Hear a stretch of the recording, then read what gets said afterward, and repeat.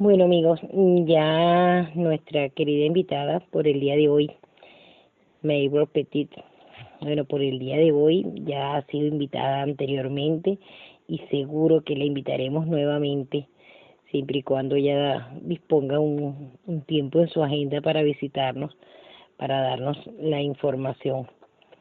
Una información siempre muy fidedigna. Para quienes no la conocen, aunque yo creo que casi todos los que estamos aquí conocemos a nuestra invitada de hoy, la licenciada Maybor Petit es periodista investigadora con estudios de posgrado en Ciencias Políticas, Negociación y Resolución de Conflictos, Historia y Estudios Internacionales, realizados en Venezuela, Francia y Estados Unidos. Ha trabajado como reportera para varios medios de comunicación social en Venezuela, Ohio, Nueva York y la Florida. También ha prestado servicios a varias empresas privadas y personalidades en las áreas de relaciones públicas, comunicaciones corporativas, manejo de imagen, prensa, elaboración de discursos y asimismo también tiene varias publicaciones. Ella está en estos momentos dentro, digamos, por decirlo de alguna manera, del candelero de los narcosobrinos. Es la que está dentro de la corte, por lo tanto, sus informaciones vienen directamente de ella, que está allá adentro. Muchísimas gracias, licenciada, por estar con nosotros hoy. Es un verdadero placer, como siempre, tenerla y esperamos aquí estar como una esponja, absorbiendo todas las informaciones que nos vas a dar, que de paso siempre son muy explícitas. Así que muchísimas gracias por estar aquí en Venezuela.libre y gracias a todos los canales que se están sumando para retransmitir, así como otros usuarios, Sigatoca y Caracas News, quienes también lo van a retransmitir por sus respectivos canales. Así que vamos a dar de una vez paso a nuestra invitada. Bienvenida, Maybor. El canal es tuyo. Cambio. Pues mañana la idea de la defensa es convencer al juez de que los sobrinos de la pareja presidencial no tienen la historia criminal que la fiscalía dice. ¿Y cómo van a hacer eso? Ellos van a repetir los mismos argumentos. Estas audiencias de argumentos orales suelen ser como la repetición de lo que dicen los memorandos de que se entregan al juez antes de la sentencia, y tienen la oportunidad de especificar tal vez un poco más sobre los argumentos en los cuales se basa cada una de las mociones. Pero por lo general estas audiencias no resultan en un cambio importante en la opinión del juez, motivado entre otras cosas a que los argumentos que está presentando la defensa para sus que se presentaron en el mes de octubre, cuando la fiscalía presentó aquellas mociones que señalaban que los sobrinos habían tenido conducta violenta, habían manejado armas, etcétera. La fiscalía fue muy enfática y el juez de la causa en ese momento aceptó esas propuestas de la fiscalía y desmeritó cada uno de los elementos que fue presentado por los dos abogados de la defensa y les dijo de manera clara que no había una importante muestra de coordinación y de evidencia de esos argumentos, por los cuales la Corte los rechazaba en su totalidad. Lo que quiere decir que la repetición mañana de esos mismos argumentos, que para aquellos que no los recuerden en este instante, estaban a que si ellos eran gente proba y los informantes de la DEA los habían tentado porque eran los sobrinos de Nicolás Maduro y ellos querían hacer un caso político en lugar de un caso de narcotráfico, etcétera. Todos esos argumentos fueron negados por el juez y lo hicieron de una manera muy real, muy fuerte. Los argumentos que presentó el juez fueron muy duros contra la defensa. Entonces es muy difícil que vuelvan a aceptarlos, ya que los habían negado antes del juicio, ¿no? Yo me he puesto a revisar cada uno de los papeles de la defensa para el evento de mañana y no hay nada novedoso, es decir, todos esos ideas que ellos presentan y que desarrollan son una copia fiel de lo que ya habían presentado y que el juez había negado. Entonces, para mañana probablemente no se vaya a tener mucha noticia en esa sesión que va a durar muchas horas, porque justamente los argumentos son viejos, la fiscalía ya está prácticamente, ellos ya dan el caso como cerrado, y el juez de la causa también está cansado porque se repiten nuevamente los mismos argumentos over and over and over. Entonces, ¿qué es lo que va a pasar? Es muy probable que mañana el juez finalmente decida una nueva fecha para la lectura de la sentencia. Por ley tiene que escucharse esos argumentos, porque de lo contrario serviría como una cuota a favor de la defensa ante la Corte de Apelaciones. Aquí en los Estados Unidos, y hay mucha gente que no entiende eso, porque si venimos de un país como Venezuela o cualquier país de América Latina donde no haya Estado de Derecho y donde no se respete las libertades de los individuos, pues es muy fácil pensar que se están vendiendo y que el juez está recibiendo dinero, pero eso está muy lejano, eso no está planteado acá.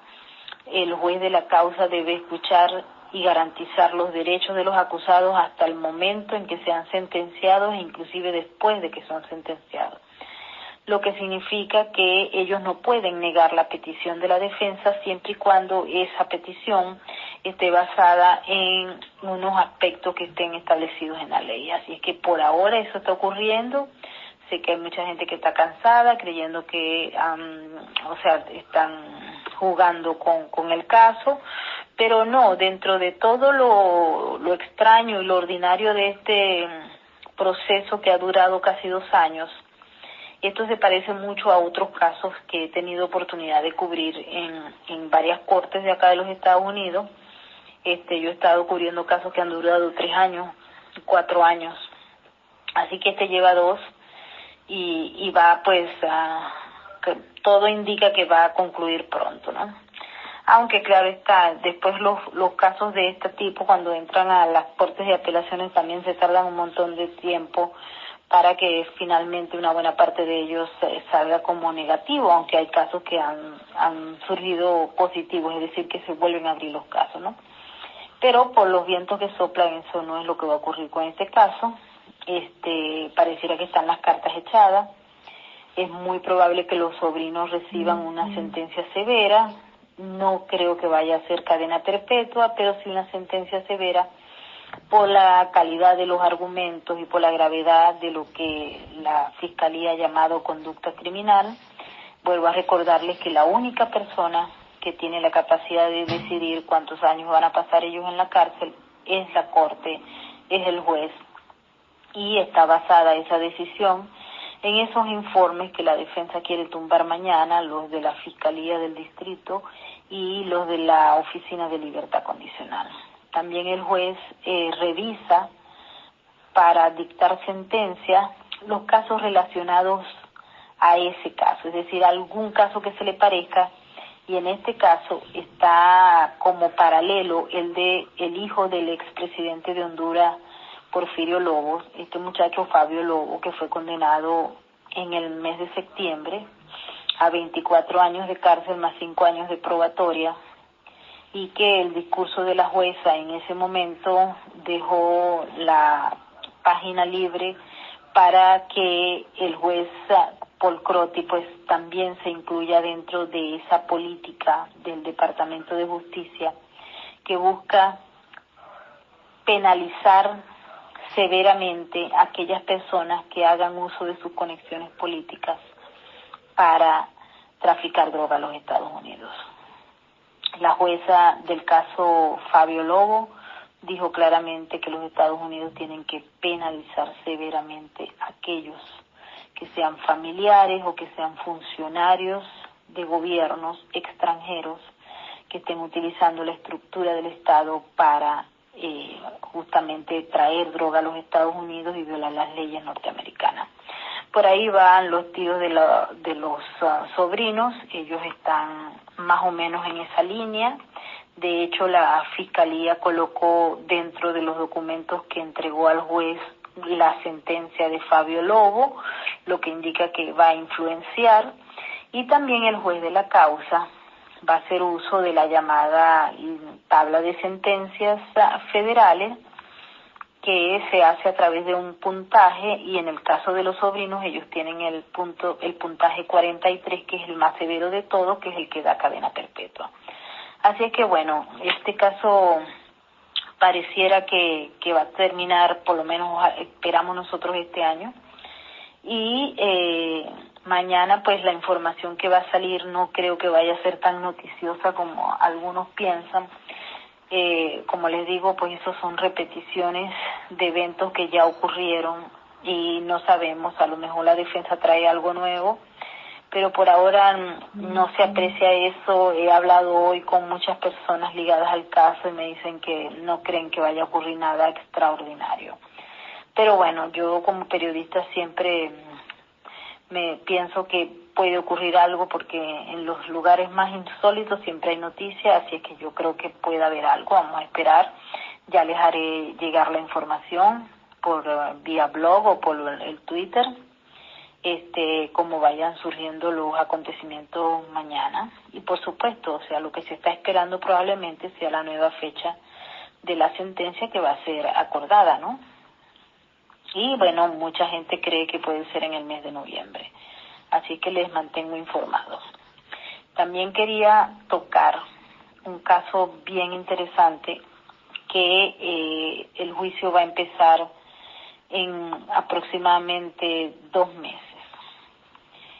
Fue cambiado, ¿ok? Es el caso de Javier Díaz y Luis Díaz.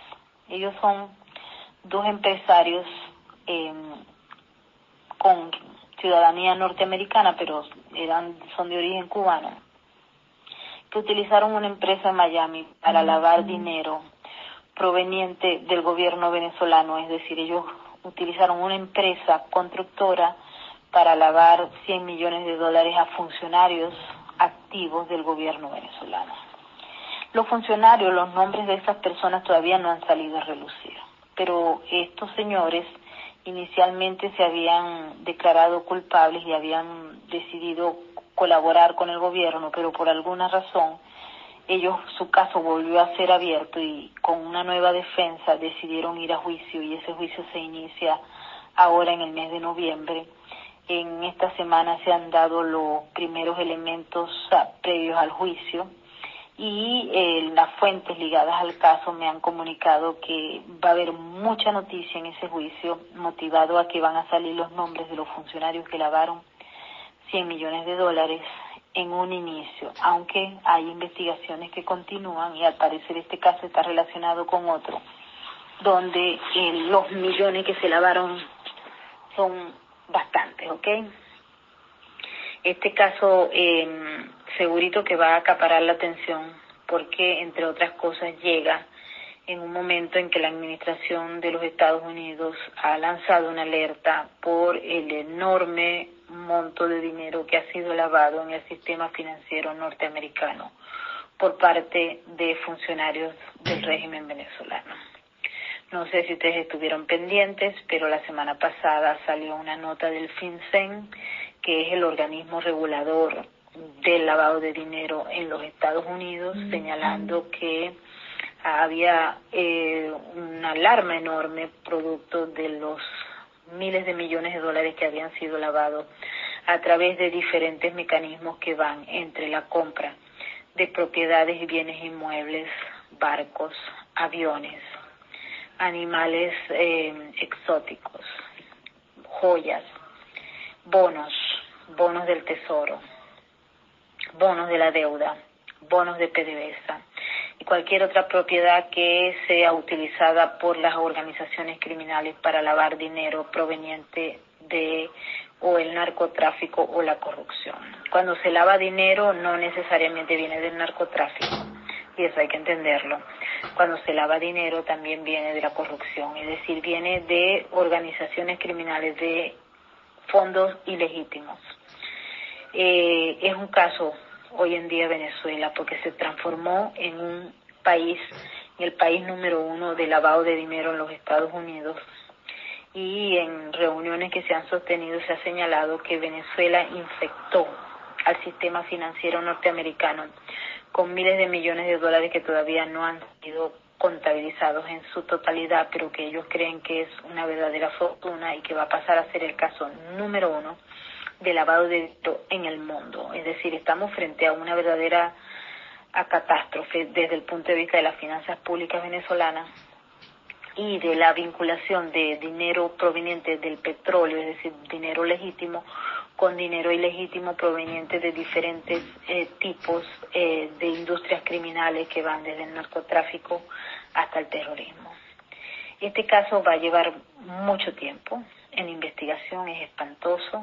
Las sanciones han venido a sacar a flote todo este proceso porque el régimen venezolano está sintiendo la fuerza de las sanciones a través de las cuentas de las finanzas públicas y especialmente de PDVSA, que según los investigadores y las informaciones que han salido ya se convirtió en una especie de lavadora gigante, al igual que Citgo, de dinero proveniente de otras fuentes que no eran las legales, es decir, la del petróleo. Las sanciones van a seguir. Nos han informado que probablemente en menos de un mes vamos a conocer otras sanciones que tal vez sean diferentes a las que ya se conocen. Van a seguir las sanciones individuales contra funcionarios por su conducta, bien sea criminal o su conducta contra la democracia y el Estado de Derecho. Pero también vienen otras sanciones que están ligadas a los aspectos esencialmente financieros. Y todo va a estar enmarcado dentro del enorme problema en el que estamos, que es el lavado de dinero a escala internacional, pero que, según los investigadores, ha llegado a convertirse en el problema número 1 y va a ser el caso de mayor escala a nivel mundial. Y se está dando, lamentablemente, en el sistema financiero norteamericano. Han salido casas, han salido apartamentos multimillonarios, o sea, la investigación es enorme, pero adicionalmente a ello es compleja, motivado a que se han utilizado las herramientas más sofisticadas, los métodos más inverosímiles para poder lavar dinero bajo diferentes aspectos. Es tal el problema que una de las personas con las que suelo conversar sobre estos temas, que está vinculado, me decía que había un mecanismo ahora de lavar dinero a través de las que se llaman aquí gift card, que son las tarjetas de regalo, que pertenecen a varias empresas y las personas la pueden comprar. Anteriormente se podían comprar con cash, hoy en día no se pueden comprar ese tipo de tarjetas en particular, sino con tarjeta de débito. Pero hay otras tarjetas que sí pueden adquirirse a través del efectivo. Y con esas tarjetas, las organizaciones criminales que al parecer están ligadas a Venezuela han defalcado prácticamente, han lavado un montón de dinero proveniente de, obviamente, un fondo ilegal y infectaron el sistema aquí. Antes en los Estados Unidos, si usted quería comprarse, por ejemplo, una ropa en Macy's, que es una tienda por departamento que existió en Venezuela en la buena época, usted podía comprar una tarjeta de regalo y usted la colocaba le podía poner $50, $30, y esas tarjetas se venden en efectivo. O sea, uno puede comprar una tarjeta para un regalo. Resulta que las organizaciones criminales han generado un mecanismo a través del cual están comprando todas estas tarjetas de regalo y las han empezado a involucrar, es decir, limpian el dinero al comprar la tarjeta directamente y luego ya ese dinero pasa a ser limpio. Y así pues escuché de unos casos que hay con la empresa más grande tal vez que existe en este momento en online, que se llama Amazon, y un mecanismo que hay de limpieza a través de libros, a través de regalías, a través de una serie de cosas que por ser tan complejas requieren de evaluación de los expertos en esa área. Así es que esto va a dar que hablar por mucho tiempo, porque son mecanismos extremadamente sofisticados que apenas las autoridades están conociendo, hay otros que ya conocían, pero que por la modalidad de los mismos pues son difíciles a veces de rastrear. Es decir, ellos creen que están frente a una red de lavadores de dinero inmensa que abarca varios países, pero que está tutelada en la cabeza por Venezuela y que los Estados Unidos es víctima de esa red, es decir, ha sido infectado con ese poco de dinero proveniente de fondos ilegales, ¿ok? Las sanciones van a seguir. Definitivamente están haciendo daño. El gobierno hoy en día no puede hacer transacciones con los bonos como lo hacían antes, pero hay un movimiento de esos tenedores de bonos que en su mayoría son ellos mismos, es decir, los mismos que han estado vinculados al gobierno desde el inicio a través de operadores financieros, banqueros o boliburgueses, enchufados, toda esa gama de personas que han saqueado las finanzas públicas y que poseen prácticamente un porcentaje importantísimo de esos bonos que se vendieron acá en los Estados Unidos y que ahora tienen el problema por el asunto de las sanciones. Ustedes saben que cuando se producen las sanciones, las empresas u órganos de los Estados Unidos no pueden hacer transacciones con Venezuela, con el gobierno de Venezuela, y eso pues les ha complicado en las últimas 2 o 3 semanas todos esos negocios que se venían haciendo de manera fácil, ¿no?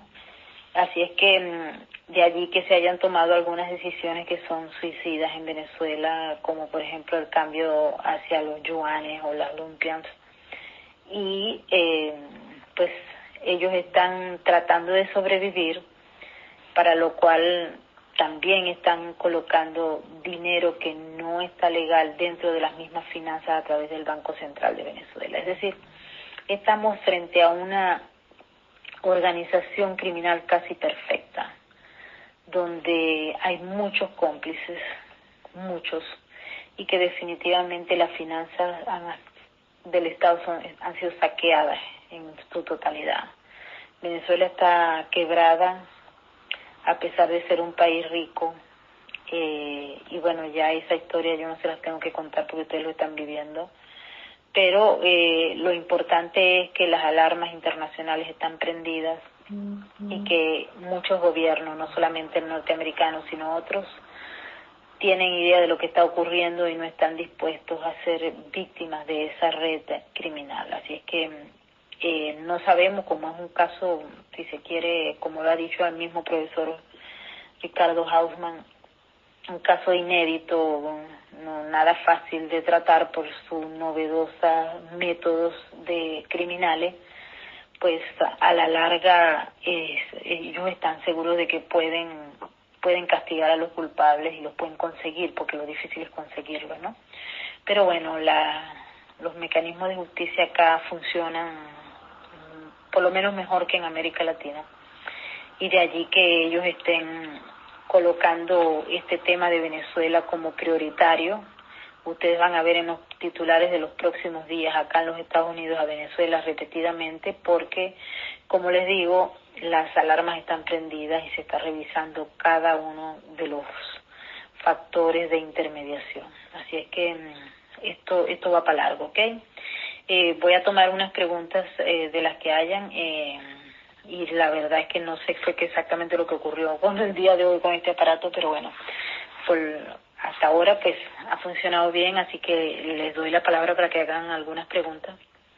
Puede ser del caso de los sobrinos o los otros, y bueno, estoy acá a la orden, ¿ok? Muchísimas gracias, Maybor. Definitivamente.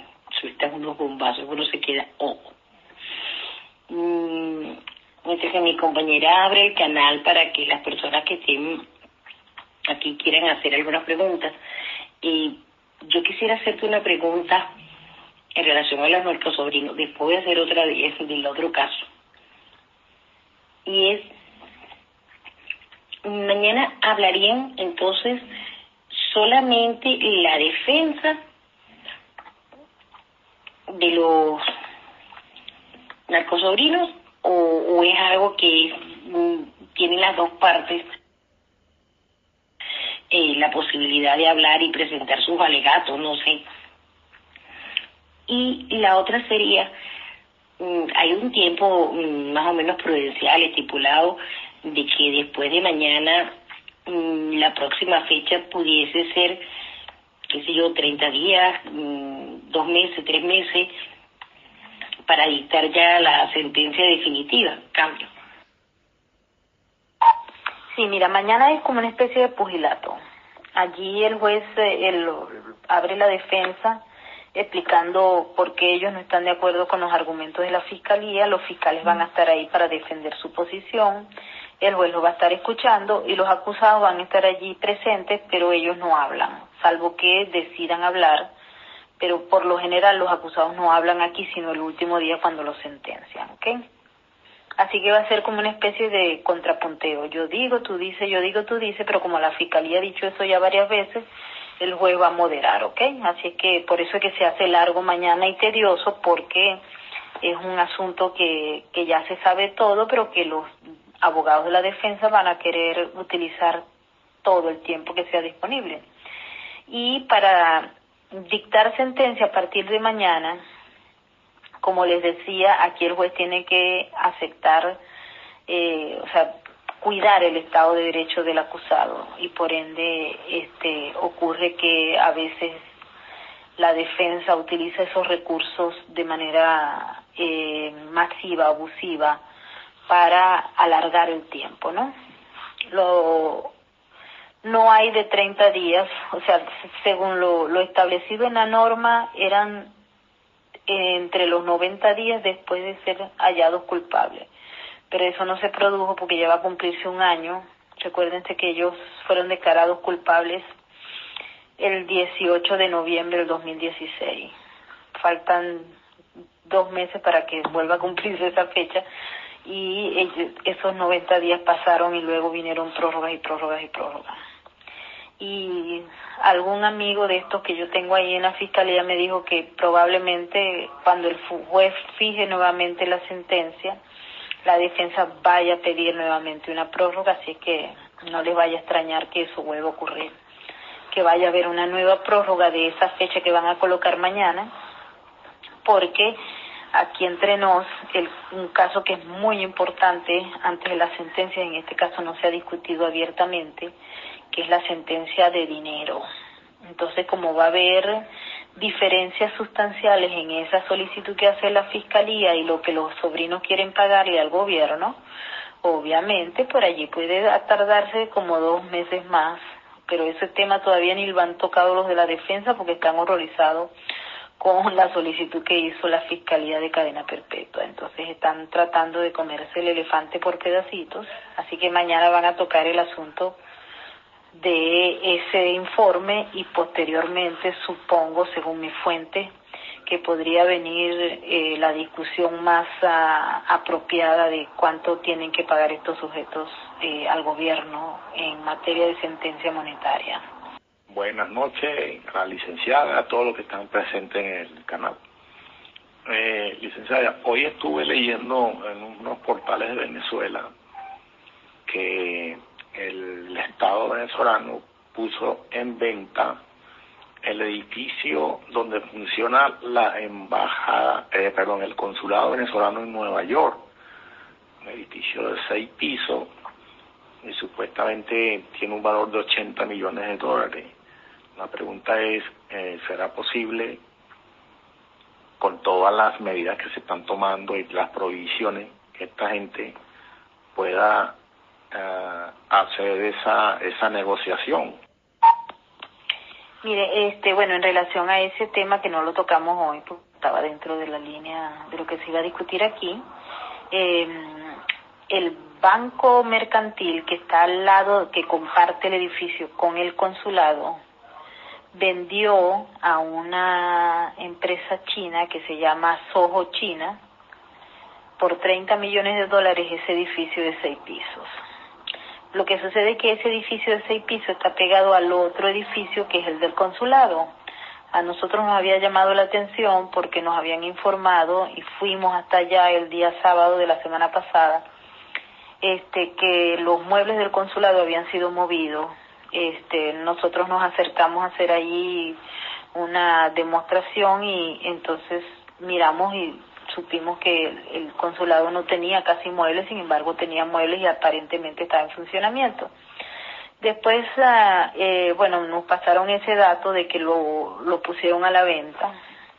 Eso no debería ser así, motivado a que para vender un bien de la República debería pasar por la Asamblea Nacional, pero ustedes saben cuál es el lío allá que hay con la Asamblea Nacional y la Asamblea Constituyente. Nadie sabe si dentro de las modificaciones que han hecho ellos, porque pues ya las leyes allá no funcionan como antes, ellos habrán autorizado algo que dentro de la Constitución y las leyes que están vigentes, o por lo menos que están vigentes desde el punto de vista de modelo, ¿no? No quiere decir que estén vigentes reales, porque en Venezuela ya ustedes saben que ya no hay ley ni Constitución, pero se establece que para hacer esa venta la Asamblea Nacional, el Congreso de la República debe aprobarlo, y eso no ocurrió.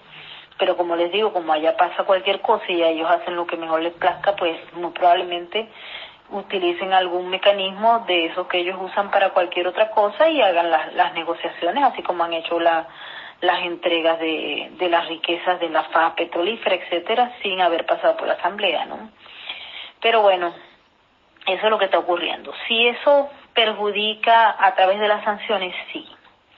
Aquí hay un pleito enorme con una empresa que se llama Cristalet, que es una empresa canadiense que fue expropiado sus bienes en Venezuela cuando Chávez estaba vivo. Eso es una empresa que explotaba las minas de oro, las Cristinas. Y ellos ganaron un arbitraje internacional que les otorgó un fallo a su favor, y Venezuela tenía que pagar $1.400 millones.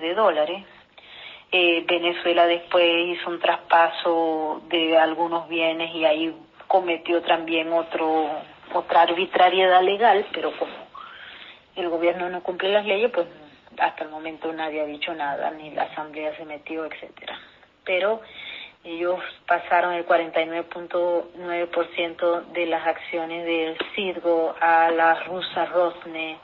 Eso está en conflicto también acá, pero en todo caso, un juez de Nueva York hace aproximadamente 2 meses le otorgó a Cristalet el fallo para que se agarrara un $1.200 millones que estaban en un banco en Nueva York que se llama Mellow, y se apropiara de ese dinero como parte del pago de la deuda de los 1.400. Venezuela metió una garantía y un paro, total que la decisión del juez de que el Cristalet agarrara esa plata no se dio o no se ha dado todavía porque hay un litigio sobre eso.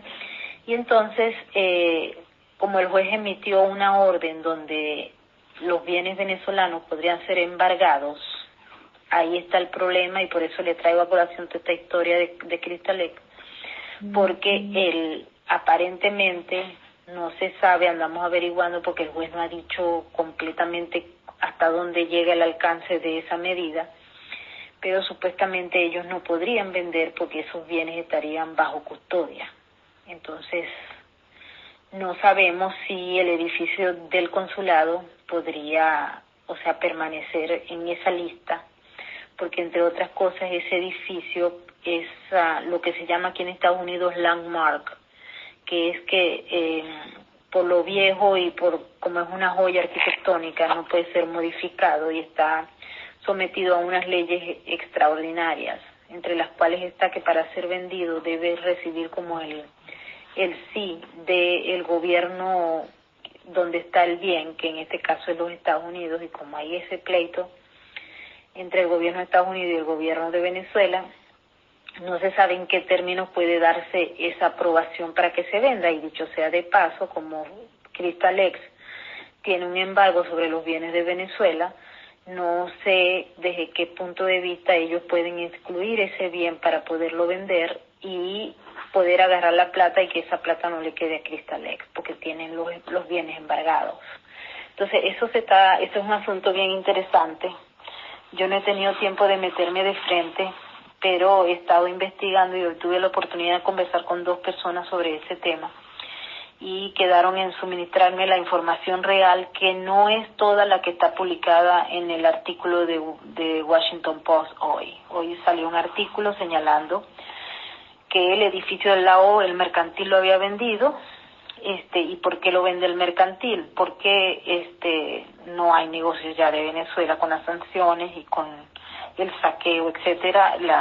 Los clientes del mercantil bajaron, y ese lugar es muy costoso. O sea, ese lugar está ubicado en la zona más cara de Nueva York, y ese edificio fue comprado en los años 70, cuando Venezuela tenía dinero, ¿no?, para hacerlo, ¿no? A principios del gobierno de Chávez se quiso vender ese edificio. La propuesta había sido de parte del embajador Arcaya, pero finalmente no se dio porque se formó un lío a nivel de opinión pública y pararon la negociación. Eso no quiere decir que ahora eso no esté planteado nuevamente, solo que las circunstancias se transformaron y prácticamente la discusión está en cómo salvar ese dinero si ellos lo van a vender, entre otras cosas, y cómo también tener la autorización de la venta, porque la autorización de la venta siempre está dada, es a nivel, o sea, como les digo, necesitan del gobierno que está de hospedaje, y en este caso Estados Unidos. Así que ese caso va a estar interesante. Los elementos pueden llevar a una discusión, pero bastante interesante en los próximos días. Como les digo, no he tenido chance de meterme así de lleno al tema porque ando ocupada de otras cosas, pero cualquier información que tenga se las paso, ¿ok? Cambio. Buenas noches, un placer tenerle por acá. Ando con algo de alergia. Mi pregunta es sencilla, por desconocer el área legal. ¿No existe un límite de prórrogas en un proceso, en el proceso de un caso? O sea, ¿pueden existir N y no resolverse un caso, o si existe un límite de prórrogas para ello? Tengo esa inquietud. Gracias, adelante, cambio. O sea, la ley no dice hay un límite de prórroga de 20 prórrogas, 15 prórrogas, 10 prórrogas, no está previsto así específico.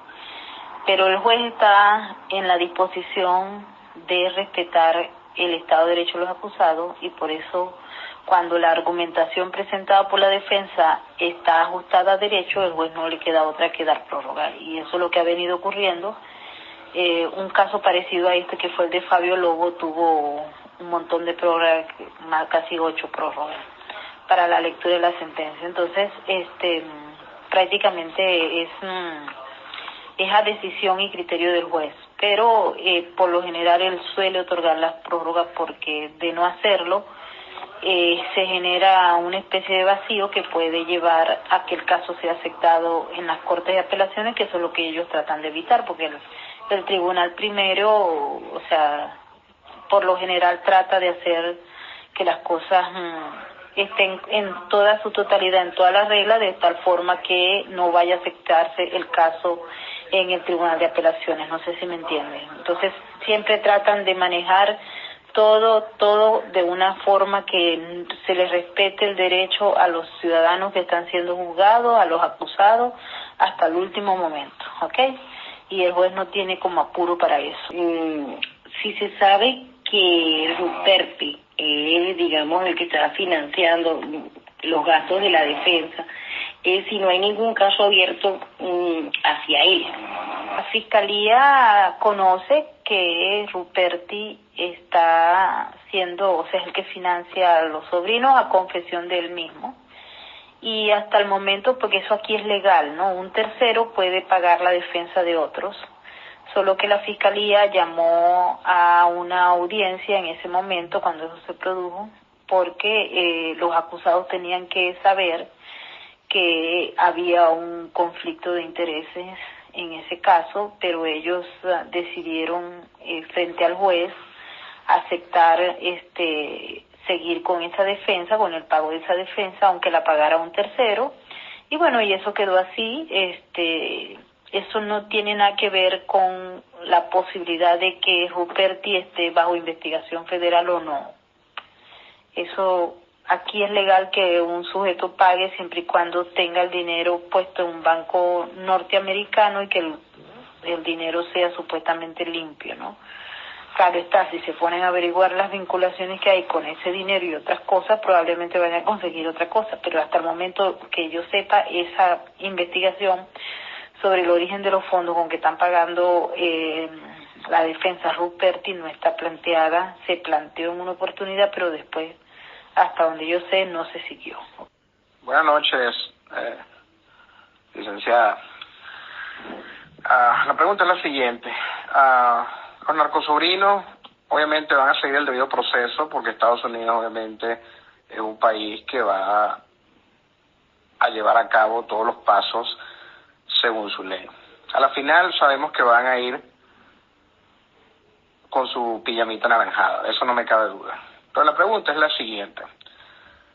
Todos estos casos que usted nombró hoy, más muchos otros casos que no se han nombrado, de malandraje, narcotráfico, terrorismo, etcétera, etcétera, contra el gobierno venezolano o individuos que han trabajado para el gobierno venezolano o familiares del gobierno venezolano o todo el entorno del gobierno venezolano, pudieran dar pie a sanciones más severas e inclusive intervención en Venezuela para parar el descontrol que existe en un país sin ley, sin constitución y sin Estado de Derecho. Sanciones unilaterales por parte de los Estados Unidos, sin duda alguna van a haber más. Y también pues se ha informado que va a haber sanciones por parte de la Comunidad Europea, no de todos los países, sino de algunos países, y que las sanciones de los Estados Unidos están siendo copiadas y respetadas en algunos países de América Latina, como por ejemplo México o Panamá, entre otros, ¿no? Entonces, se había planteado al inicio de este conflicto, de hecho lo planteó Donald Trump, otras medidas adicionales, incluyendo la que él mencionó como la opción militar. Sin embargo, hay que recordar que todos los presidentes de América Latina, toda la oposición venezolana, todo el mundo menos el pueblo venezolano, dijo que no a la intervención militar. Eso no lo iban a aceptar y no estaban de acuerdo. O sea, el llamado grupo de amigos de Venezuela, para tratar el tema de Venezuela con los Estados Unidos, dijo que no. Desde México, Colombia, Chile, todos los países dijeron que no iban a acompañar a Estados Unidos con una intervención militar. Así que ese tema está más o menos allí como muerto. No creo que vaya a plantearse nuevamente, motivado entre otras cosas a que tiene un rechazo internacional. De hacerlo sería muy impopular y no creo que los Estados Unidos estén en disposición de hacerlo, ¿no? O sea, disposición tiene Donald Trump de hacerlo, lo que pasa es que no lo va a hacer porque no tiene sentido, porque la gente que está allí vinculada no quiere, pues. Ustedes vieron las declaraciones que hubo al respecto, entonces eso no creo que esté planteado. La solución vendrá a través de otros mecanismos. Ahorita está planteado nuevamente el diálogo. Ya las personas que son más realistas saben que ese diálogo no va a estar sustentado en resultados reales, pero se impone la de la diplomacia internacional y eso es lo que se hace en la diplomacia internacional. Entonces, no creo que hasta este momento esté planteada esa intervención directa de grupos armados a Venezuela. Eso no está planteado por ahora. Salvo que la crisis humanitaria sea más aguda y los cascos azules tengan que verse obligados a intervenir, pero por ahora tampoco está planteado, a pesar de que la crisis humanitaria es severa. Yo quería hacerle una pregunta en relación a estos hermanos de apellido Díaz, creo que fue que comentó, que están involucrados en la cuestión esta del lavado de dinero. Ahí sería, no sé si tendrá conocimiento de ello, ¿son funcionarios en sí o empresas venezolanas, no sé, PDVSA o algo de eso, lo que estarían involucrados? Los señores Díaz son papá e hijo. Se llama el caso Díaz porque es un papá y un hijo, ¿no? Allí en la acusación dice que son funcionarios del gobierno de Venezuela, que utilizaron empresas de Venezuela y esa empresa de esos señores Díaz para lavar $100 millones. O sea, por ahora la información relacionada de quiénes son esos funcionarios y las empresas allá en Venezuela no la han suministrado. Aparecen allí algunos bancos que participaron en la operación de lavado, entre los cuales hay bancos norteamericanos, ¿ok? Que obviamente tienen que estar allí presentes porque probablemente sean sancionados, ¿no? Pero no dice, o sea, recuerden que cuando empieza un caso de estos y va a juicio, entonces primero empieza todo lo que es la parte del descubrimiento, y en esa etapa del descubrimiento es que la fiscalía suelta la información y se empieza a conocer cuando ya hay audiencia sobre el caso como tal, pero por ahora este caso ha sido solamente de presentación y bueno, ya tiene un calendario para hacer el juicio y como les digo, más o menos como en 1 mes y medio, 2 meses ya estaremos entonces conociendo más detalles de este caso, ¿no? Pero por ahora esa información no ha sido revelada. ¿Tienes esa información sobre lo de padre e hijo en tu blog? Porque la verdad es que me interesaría averiguar más sobre ese caso Cambio. Yo he escrito varios artículos sobre ese caso, los pueden conseguir en mi columna de venezuelaaldia.com o en mi blog. Voy a hacer una recapitulación cuando ya se acerque el juicio, pero los detalles que se conocen de ese caso por ahora son muy limitados porque como se iba a declarar culpable, no iba a haber juicio, pero como cambiaron y ahora sí va a haber juicio, ese caso había sido cerrado, lo volvieron a abrir, ahora hay juicio, etcétera. Entonces, la información no ha salido a relucir sobre los detalles, ¿no? Porque recuerden que esos casos también tienen, si van para un juicio, tienen que llevar los testigos, etcétera, ¿no?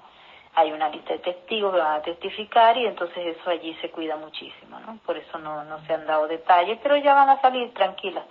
Y yo voy a informar a través de mi blog sobre este tema, porque es realmente muy interesante saber cómo hicieron una centrífuga para lavar $100 millones provenientes obviamente de las finanzas de los administradores de este canal. Por haberme invitado, estoy siempre a la orden. Me gusta compartir con ustedes la información que se va dando sobre el caso de Venezuela. Y bueno, si alguna vez quieren saber información que no tenga que ver con Venezuela, pero igual les interese, pues me dejan saber con mis amigos de aquí de este canal y yo con mucho gusto pues vengo y se los explico. A mí me encanta hacer periodismo, me encanta informar, eso creo que es mi pasión, una forma de vida, así que me da gusto pues poder conversar con ustedes de vez en cuando y ponerlos al tanto de las informaciones que generan interés en Venezuela y que bueno, que con el problema que hay allá con los medios y la censura, pues por lo general la gente no tiene oportunidad de informarse por las vías tradicionales y pues gracias a Dios están estos tipos de canales que permiten una comunicación directa y bueno, y que sortean la censura, ¿no? Cosa que es bien interesante en esta época de dictadura. Así que nada, mil gracias, estoy a la orden y feliz noche a todos y ya saben, sigan mañana la información a través de mis redes sociales y a través de mi blog. Un gran abrazo, feliz noche. Gracias, Maybor, por habernos acompañado y tú sabes que el canal siempre está disponible para que puedas dar esas informaciones siempre tan importantes. Por supuesto, en cualquier momento que la agenda de tus ocupaciones lo permitan, nos gustaría que nos volviesen a visitar. Y nuevamente, muchísimas gracias a todos los usuarios que nos han acompañado y a los canales que han retransmitido Caracas Guerra Muerte, y a Sigatoca y a Caracas News. Muchísimas gracias. Cambio. Y muchísimas gracias a nuestros muy queridos usuarios que siempre están aquí con nosotros, Fiemin, al igual que a nuestros moderadores, por permitirnos estar con ustedes. Y muchísimas gracias a la licenciada, que es excelente, es tan elocuente, tiene una capacidad de decir las cosas y de narrar impresionante, de manera tal que todos podemos entender, y con un conocimiento vasto de la materia. La felicitamos porque usted está haciendo una labor extraordinaria y usted va a ser reconocida por ese trabajo. Estoy segura que sí, licenciada. Muchísimas gracias por mantenernos informados de la verdad, y de verdad que sí, es un privilegio.